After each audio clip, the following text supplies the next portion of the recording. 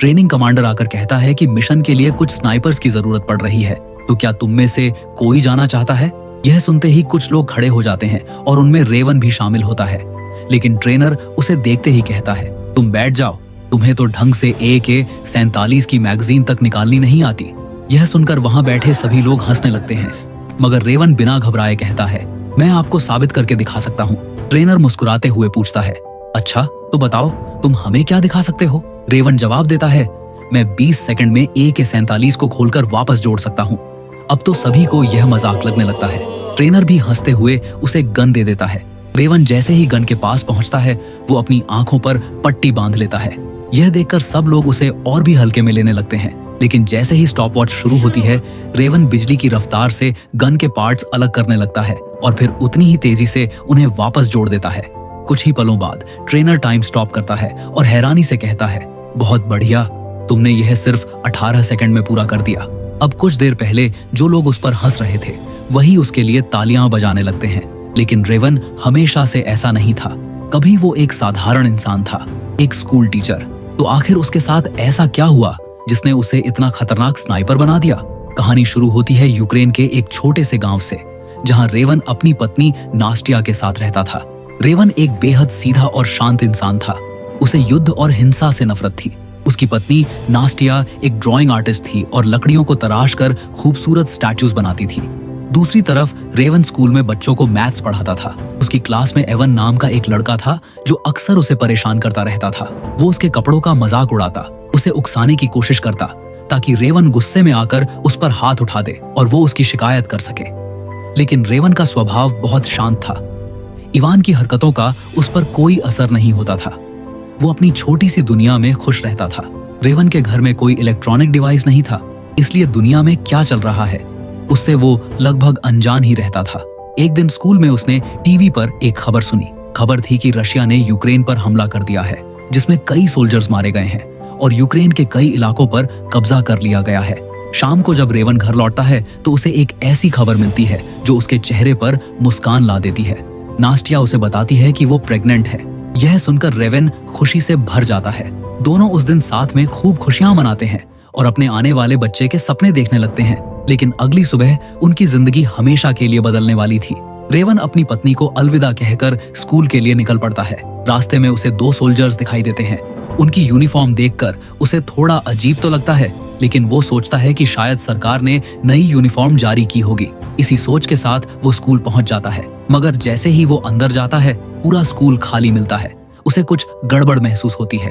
तभी उसकी नजर टीवी पर चल रही न्यूज पर पड़ती है।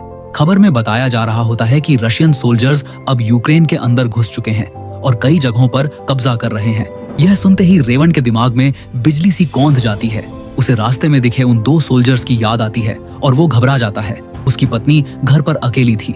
वो बिना एक पल गंवाए अपनी साइकिल उठाता है और पूरी ताकत से घर की तरफ भागने लगता है। लेकिन जब तक वो वहां पहुंचता है, बहुत देर हो चुकी होती है। 2 सोल्जर्स उसकी पत्नी को बेरहमी से पीट रहे होते हैं। रेवन दौड़कर उसे बचाने की कोशिश करता है, लेकिन सोल्जर्स उसे भी बुरी तरह मारते हैं और जमीन पर गिरा देते हैं। दर्द से तड़पता हुआ रेवन उनसे अपनी पत्नी को छोड़ देने की विनती करता है, क्योंकि वो प्रेग्नेंट होती है। इसी बीच एक सोल्जर घर की तलाशी लेता है। उसे अंदर कुछ नहीं मिलता, लेकिन जाते जाते वो पूरे घर को आग लगा देता है। नास्टिया जमीन से एक पत्थर उठाकर सोल्जर्स को मारने वाली होती है, लेकिन सोल्जर उसे गोली मार देता है। वह वहीं मर जाती है। रेवन घिसटता हुआ उसके पास जाता है और उसे अपनी बाहों में ले लेता है। उस एक पल में रेवन की पूरी दुनिया उजड़ जाती है। करीब 2 घंटे बाद वहां 2 यूक्रेनियन सोल्जर्स पहुंचते हैं। वो नास्टिया की लाश देखकर बेहद दुखी होते हैं। फिर दोनों मिलकर उसकी पत्नी के लिए कब्र खोदते हैं और उसे दफना देते हैं। फिर हम देखते हैं कि रेवन को मिलिट्री कैंप लेकर जाते हैं, लेकिन वहां का ट्रेनर यह बात सुनकर बहुत गुस्सा हो जाता है। उसे लगता है कि कहीं यह कोई जासूस तो नहीं। तभी रेवन की नजर एक गन पर पड़ती है और वह उसे देखने के लिए आगे बढ़ जाता है। जैसे ही वह उसके करीब पहुंचता है, ट्रेनर और सोल्जर्स उसे रोक लेते हैं। ट्रेनिंग कमांडर उससे सवाल करता है, तुम इस गन के साथ क्या करना चाहते थे? रेवन जवाब देता है, मैं अपनी सरजमीन से उन्हें बाहर निकालना चाहता हूँ। रेवन की आंखों में जलता हुआ दर्द और बदले की आग देखकर ट्रेनिंग कमांडर का रवैया बदल जाता है और वह उसे मिलिट्री में शामिल कर लेता है। लेकिन मिलिट्री ट्रेनिंग की शुरुआत रेवन के लिए बिल्कुल आसान नहीं होती। शुरुआत में वह बहुत स्लो और कमजोर साबित होता है। वह बाकी लोगों की तरह हर चीज जल्दी नहीं सीख पाता, लेकिन उसकी सबसे बड़ी खासियत यह थी कि वह हार मानना नहीं जानता था। वह लगातार मेहनत करता रहता है। जब बाकी लोग रात में आराम कर रहे होते या पार्टी कर रहे होते, तब भी रेवन खुद को बेहतर बनाने में जुटा रहता। धीरे धीरे उसकी मेहनत रंग लाने लगती है और आखिरकार वह खुद को साबित कर देता है। अब वह आंखों पर पट्टी बांधकर सिर्फ 16 सेकंड में AK-47 को खोलकर दोबारा जोड़ सकता था। उसकी इसी काबिलियत की वजह से उसे स्नाइपर बनने के लिए खास ट्रेनिंग दी जाने वाली थी। इसके बाद रेवन उस जगह शिफ्ट हो जाता है जहां स्नाइपर्स की ट्रेनिंग होती थी। सभी लोगों को एक एक करके स्नाइपर गन दी जाती है, लेकिन जब रेवन की बारी आती है तो उसे एक मामूली AKS गन थमा दी जाती है। रेवन तुरंत कहता है कि उसे भी वही गन चाहिए जो बाकी लोगों को मिली है, लेकिन वहां मौजूद सोल्जर गुस्से में कहता है कि नहीं मिलेगी, यहाँ कोई मजाक नहीं चल रहा। बाकी लोग रेवन की गन का मजाक उड़ाने लगते हैं, लेकिन रेवन को इन बातों से कोई फर्क नहीं पड़ता। इसके बाद सभी की स्नाइपर ट्रेनिंग शुरू होती है। पहली ट्रेनिंग ये होती है कि चाहे कुछ भी हो जाए, अपनी जगह से हिलना नहीं है, वरना दुश्मन को तुम्हारी लोकेशन पता चल जाएगी। फिर उन्हें अलग अलग स्नाइपर गन्स के बारे में बताया जाता है कि कौन सी गन कितनी दूर तक निशाना लगा सकती है। इसके बाद निशानेबाजी की ट्रेनिंग शुरू होती है, लेकिन इसमें बिना देखे निशाना लगाना होता है। 2 लोगों की बारी आती है और उन्हें प्लस पॉइंट मिलते हैं। जैसे ही रेवन की बारी आती है, उसे माइनस पॉइंट मिल जाता है क्योंकि उसकी गोली निशाने पर नहीं लग पाती। रेवन ट्रेनिंग कमांडर से कहता है कि इस हथियार से यह मुमकिन नहीं है। ट्रेनिंग कमांडर जवाब देता है कि बहुत से लोग पहले भी यह कर चुके हैं। फिर उन्हें टारगेट की दूरी का अंदाजा लगाना सिखाया जाता है, और वह भी मैथ्स कैलकुलेशन के साथ। रेवन तो पहले ही मैथ्स टीचर रह चुका था, इसलिए वह इन कैलकुलेशंस को बहुत जल्दी समझ लेता है। ट्रेनिंग कमांडर उसकी तारीफ करता है, लेकिन रेवन अब भी अपने आप से यही सवाल कर रहा होता है कि क्या वह इस मामूली गन से सही निशाना लगा पाएगा। रात का समय आता है और अब असली परीक्षा शुरू होती है। हल्की सी रोशनी में सभी को टारगेट पर निशाना लगाना होता है। जैसे ही रोशनी टारगेट पर पड़ती है, सभी लोग गोली चला देते हैं। सिर्फ रेवन बाकी रह जाता है। ट्रेनिंग कमांडर उसे आवाज देकर कहता है, रेवन, परीक्षा खत्म हो चुकी है। लेकिन रेवन जवाब देता है, मैंने अभी तक गोली नहीं चलाई। इसके बाद वह ट्रिगर दबाता है और उसकी गोली सीधा टारगेट पर जाकर लगती है। यह देखकर ट्रेनिंग कमांडर को भी लगने लगता है कि रेवन में सचमुच कुछ खास बात है। ट्रेनिंग खत्म होने के बाद सभी को उनकी क्लास बताई जाती है कि वे किस लेवल के स्नाइपर हैं। हैरानी की बात यह होती है कि रेवन को फर्स्ट क्लास मिलती है। ट्रेनिंग कमांडर उसे शाबाशी देता है। उसके बाद असली मिशन शुरू होता है। कमांडर रेवन को अपने साथ मिशन पर लेकर जाता है। दोनों अपनी अपनी पोजीशन पर होते हैं। कमांडर कहता है, तुम राइट वाले को संभालो और मैं लेफ्ट वाले को। सभी लोग तैयार हो जाते हैं, लेकिन उसी समय वहां एक कार आ जाती है। उसके अंदर 2 सिविलियन होते हैं। रशियन सोल्जर्स उन्हें बाहर निकलने के लिए कहते हैं। वे दोनों बाहर आकर अपना पासपोर्ट दिखाते हैं, लेकिन रशियन सोल्जर्स उनका पासपोर्ट लेकर उनकी तलाशी लेने लगते हैं। अब यही वह मौका था जब उन्हें मार गिराया जा सकता था। कमांडर गिनती शुरू करता है और सभी स्नाइपर्स एक साथ गोली चला देते हैं। ज्यादातर रशियन सोल्जर्स वहीं ढेर हो जाते हैं, लेकिन एक रशियन सोल्जर बच जाता है और वह सिविलियन लड़की को बंधक बना लेता है। अब हालात बेहद खतरनाक हो चुके थे। कमांडर को उसका सिर साफ दिखाई दे रहा होता है। जैसे ही वह ट्रिगर दबाता है, गोली सीधा उसके सिर में जाकर लगती है और मिशन पूरा हो जाता है। लेकिन यह तो सिर्फ शुरुआत थी। आगे उन्हें ऐसे खतरनाक मिशंस पर जाना था जहां से जिंदा लौटना बहुत मुश्किल माना जाता था। दूसरी तरफ रेवन का एक दोस्त जो उसी के बैच में था, एक मिशन पर भेजा जाता है। वह बहुत सावधानी से आगे बढ़ रहा होता है, लेकिन उसे जरा भी अंदाजा नहीं होता कि सामने रशियन आर्मी का एक बेहद खतरनाक स्नाइपर पहले से ही घात लगाकर बैठा है। जैसे ही रेवन का दोस्त उसकी नजर में आता है, वह बिना एक पल गंवाए ट्रिगर दबा देता है। गोली सीधा अपने निशाने पर लगती है और रेवन का दोस्त वहीं ढेर हो जाता है। बाद में उसकी बॉडी मिलिट्री कैंप वापस लाई जाती है। जैसे ही रेवन उसे देखता है, उसके अंदर का दुख और गुस्सा दोनों कई गुना बढ़ जाते हैं। अब वह हर हाल में उस दुश्मन स्नाइपर को खत्म करना चाहता था। इधर कमांडर और जनरल भी यह फैसला करते हैं कि उस स्नाइपर को ढूंढकर मारना ही होगा, वरना वह और भी सैनिकों की जान ले सकता है। इसी वजह से कमांडर कुछ स्नाइपर्स और सोल्जर्स को लेकर एक नए मिशन पर निकल पड़ता है। सुबह होते ही वे लोग जंगल के रास्ते में डायनामाइट लगा देते हैं और अपनी अपनी पोजीशन लेकर छिप जाते हैं। सभी दूरबीन से रास्ते पर नजर रख रहे होते हैं। थोड़ी ही देर में 5 लोगों की एक टोली उस रास्ते पर दिखाई देती है, लेकिन जैसे ही रेवन उनमें से एक चेहरे को देखता है, वह हैरान रह जाता है। वह इवान होता है, वही लड़का जो स्कूल में उसे हमेशा परेशान किया करता था। कमांडर के आदेश पर रेवन फायर कर देता है। अगले ही पल डायनामाइट में जोरदार ब्लास्ट होता है और पूरी टोली उसकी चपेट में आ जाती है। मिशन पूरा होने के बाद कमांडर रेवन से पूछता है कि इवान कौन था। रेवन धीमी आवाज में बताता है कि वह स्कूल में उसका स्टूडेंट था। कमांडर कहता है उसने अपनी मंजिल खुद चुनी थी। दूसरी तरफ रशियन सोल्जर्स अपने ट्रक्स को पेड़ों की शाखाओं और झाड़ियों से ढक रहे होते हैं ताकि वे आसानी से दिखाई न दे। वहीं हमें वह खतरनाक स्नाइपर भी दिखाई देता है जिसने रेवन के दोस्त को मारा था। रशियन सोल्जर्स का कमांडर उसे एक नया मिशन सौंपता है। स्नाइपर आत्मविश्वास से कहता है, मैं संभाल लूंगा। उधर रेवन और कमांडर एक और मिशन पर होते हैं। दोनों घास से भरे एक बड़े मैदान में अपनी पोजीशन लेकर लेटे होते हैं। दूर उन्हें एक कार खड़ी दिखाई देती है और उसके पास 2 सोल्जर्स मौजूद होते हैं। रेवन दूरबीन का जूम बढ़ाता है और जैसे ही वह उनके चेहरे साफ देखता है, उसका खून खौल उठता है।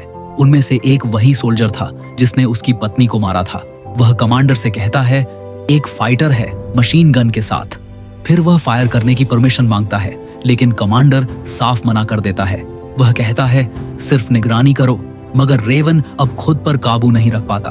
वह अपनी गन अनलॉक करता है और रीलोड करता है और कमांडर की इजाजत के बिना ही ट्रिगर दबा देता है। गोली सीधा उस सोल्जर की गर्दन में जाकर लगती है। वह जमीन पर गिर जाता है और दम तोड़ देता है। दूसरा सोल्जर तुरंत कवर ले लेता है और रेडियो पर उनकी लोकेशन बता देता है। सूचना सीधे उसी रशियन स्नाइपर तक पहुंचती है जिसने रेवन के दोस्त को मारा था। कुछ ही देर में वह स्नाइपर उनकी पोजीशन पर नजर जमा लेता है। कमांडर भी उसे देख लेता है, लेकिन इससे पहले कि वह कोई कार्रवाई कर पाता, रशियन स्नाइपर गोली चला देता है। गोली कमांडर को लगती है और वह वहीं मारा जाता है। अब रेवन के पास सोचने का समय नहीं था। वह तुरंत कमांडर को अपनी पीठ पर उठाता है और वहां से निकलने की कोशिश करता है। आसपास मिसाइल्स गिर रही होती हैं। बड़ी मुश्किल से कमांडर को लेकर एक गहरे खड्डे में उतर जाता है। बाद में हम देखते हैं कमांडर की बॉडी को वापस मिलिट्री कैंप लाया जाता है, लेकिन रेवन को गहरा सदमा लग चुका होता है। वह बस चुपचाप बैठा रहता है और अपनी गलती की वजह से खुद को ही दोष देता रहता है। उसे लगता है कि अगर उसने उस दिन आदेश न तोड़ा होता तो शायद कमांडर को गोली न लगती। कुछ समय बाद हम देखते हैं कि 2 रशियन स्नाइपर अपनी पोजीशन पर बैठे होते हैं। एक वेयरहाउस के अंदर छिपा होता है और दूसरा सामने कचरे के एक बड़े ढेर में घुसकर बैठा होता है। दूसरी तरफ रेवन उन्हें ढूंढ रहा होता है। जैसे ही कचरे के ढेर वाला स्नाइपर हल्का सा हिलता है, रेवन की नजर उस पर पड़ जाती है। वह तुरंत निशाना लगाता है और एक ही गोली में उसे वहीं ढेर कर देता है। जब वेयरहाउस के अंदर बैठे स्नाइपर को कोई सिग्नल नहीं मिलता तो उसे शक हो जाता है कि आसपास कोई मौजूद है और वो रेवन को घास में छुपा देख लेता है। वह तुरंत फायर भी कर देता है, लेकिन गोली रेवन को छूते हुए निकल जाती है। दूसरी तरफ रेवन का निशाना नहीं चूकता। उसकी गोली सीधा स्नाइपर के सिर में जाकर लगती है और वह वहीं मारा जाता है। हालांकि इस मुठभेड़ में रेवन का बाजू भी घायल हो जाता है। बाद में जब रेवन आराम कर रहा होता है, तभी उसे एक कॉल आती है। उसे बताया जाता है कि 2 सोल्जर्स मारे जा चुके हैं और उसे तुरंत वापस आना होगा। रेवन बिना समय गंवाए अपना बैग पैक करता है और निकल पड़ता है। मीटिंग रूम में इंस्ट्रक्टर सभी को मिशन की जानकारी देता है।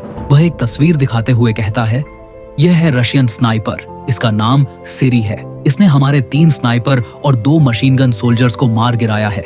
वे लोग अभी भी उसी फैक्ट्री में मौजूद हैं। हमें वहां जाकर उन्हें खत्म करना होगा। इसके बाद मिशन शुरू होता है। रात के अंधेरे में रेवन फैक्ट्री के पिछले हिस्से की तरफ जमीन पर रेंगते हुए आगे बढ़ता है। दूसरी तरफ जहां मशीन गन सोल्जर्स मौजूद होते हैं, वहां से काफी दूर लगभग 10 स्नाइपर अपनी अपनी पोजीशन लेकर बैठे होते हैं। उधर रशियन साइड में सिर्फ 3 स्नाइपर होते हैं, लेकिन असली चुनौती यह थी कि बिना दिखाई दिए उनके करीब पहुंचना था। रेंगते रेंगते रेवन फैक्ट्री के पास पहुंच जाता है। वह अपनी पिस्टल निकालता है जिस पर साइलेंसर लगा होता है। फिर वह बेहद खामोशी से अंदर बढ़ता है और एक आदमी के सिर में गोली मार देता है। जब वह दूसरे आदमी को देखता है तो अचानक उसके कदम रुक जाते हैं। वह वही सोल्जर होता है जिसने उसकी पत्नी को मारा था। वह बिना एक पल गंवाए अपना मास्क हटाता है और तुरंत उसे भी गोली मार देता है। इसके बाद रेवन अपनी स्नाइपर राइफल तैयार करता है। दूसरी तरफ एक मशीन गन मैन तैयार रहने का संकेत देता है। यह सब रशियन स्नाइपर्स का ध्यान भटकाने के लिए किया जा रहा होता है। जैसे ही 10 स्नाइपर अपना अपना टारगेट तैयार कर लेते हैं, सभी एक साथ फायर कर देते हैं। गोलियों की आवाज सुनकर रशियन स्नाइपर को लगता है कि हमला दूसरी दिशा से हो रहा है। उसी दौरान रेवन एक और स्नाइपर को मार गिराता है। जब रशियन स्नाइपर अपने साथी से पोजीशन पूछता है तो पहले स्नाइपर की तरफ से कोई जवाब नहीं आता। बाकी ग्रुप की रिपोर्ट भी बंद हो चुकी होती है। अब उसे समझ आ जाता है कि कोई उनके बीच तक पहुंच चुका है। दूसरा स्नाइपर हालात देखने के लिए आगे बढ़ता है और रेवन भी चुपचाप उसके पीछे लग जाता है। थोड़ी देर बाद मेन स्नाइपर सिरी भी अपनी पोजीशन छोड़कर जांच करने निकलता है। वह देखता है कि पहला स्नाइपर मारा जा चुका है। सिरी तुरंत बेस पर कॉल लगाकर जानकारी देता है कि उनका एक स्नाइपर खत्म हो गया है। इसके बाद वह वापस अपनी पोजीशन पर लौट आता है। जैसे ही सिरी अपनी राइफल को फिर से एडजस्ट करने लगता है, ऊपर छिपा बैठा रेवन चाकू से हमला करता है और कुछ ही सेकंड में सिरी वहीं ढेर हो जाता है। दूसरी तरफ दूसरा स्नाइपर अपनी पोजीशन पर जा रहा होता है। रेवन पहले ही उसकी पोजीशन पर बम का जाल बिछा चुका होता है। जैसे ही वह वहां पहुंचता है, जोरदार धमाका होता है और वह भी वहीं मारा जाता है। आखिरकार वर्षों से उसके अंदर जल रही बदले की आग शांत हो जाती है, जिसने उसकी पत्नी, उसके अजन्मे बच्चे और उसकी पूरी दुनिया उससे छीन ली थी। उससे जुड़ा आखिरी हिसाब भी अब चुकता हो चुका था। रेवन का बदला पूरा हो जाता है और यहीं हमारी कहानी खत्म होती है।